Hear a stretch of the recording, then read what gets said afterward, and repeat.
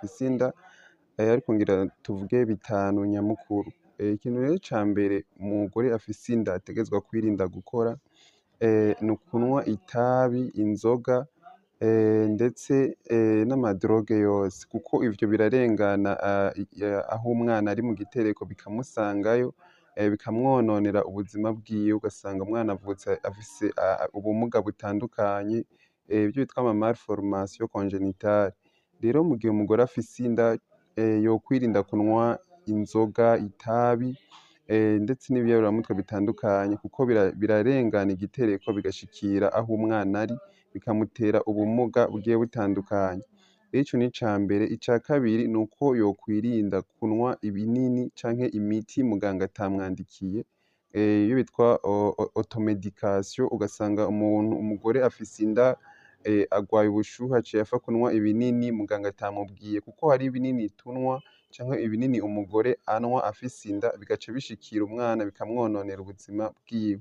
Ni ukuvuga ko mu gihe umugore afise inda yokwirinda gupfa kunywa ibinini muganga atamubwiye, kuko ivyo binini birashobora guca usanga bifise ingaruka mbi ku buzima bw'umwana wiwe ari mu nda. Rero umugore afise inda ategerezwa kunywa ibinini muganga yamwandikiye. Ikindi kintu ca gatatu ni uko umugore afise inda yokwirinda kurya inyama canke ibintu vyose vy'inyama bitetse nabi canke vyokeje nabi, kuko mu bikoko bimwe bimwe tuza gusangayo ama bagiteri canke imigera myinshi, uca usanga iyo migera rero icikiriye aho umwana ari imuteye ingorane.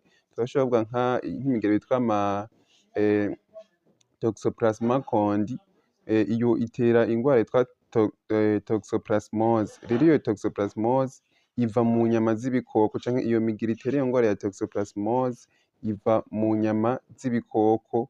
Rero uca usanga iyo wariye izo nyama zitokeje neza canke zikaranze nabi, uca usanga iyo migera itashoboye gupfa. Iyo migera rero iratobora igitereko igashikira aho umwana ari ikamutera ingorane. Ikindi twovuga ni ukwirinda kunywa ibintu vyinshi cane vy'ikawa, vy'icayi, kuko ivyo navyo nyene bironona ubuzima bw'umwana ari mu nda. Ikindi rero ca nyuma twoherezako ni iki kintu bitwa ikindi twoherezako ni iki ca medicament twayivuze niyo yitwa automedication. Ikindi twoherezako rero n'aya ma activité, ugasanga umugore afise inda yokwirinda gukora ibikorwa biruhisha, nimba wahora ugira siporo woyihoza, kuko ironona ubuzima bw'umwana w'umuntu. Hariho abagore usanga ari aba sportive, usanga akora siporo nini gose canke yiruka gose, canke akora siporo nyene isaba inguvu, uwo mugore afise inda yoyihoza. Ikindi ni ukureka kwoga amazi ashushe, nayo nyene aronona ubuzima bw'umwana ari mu nda.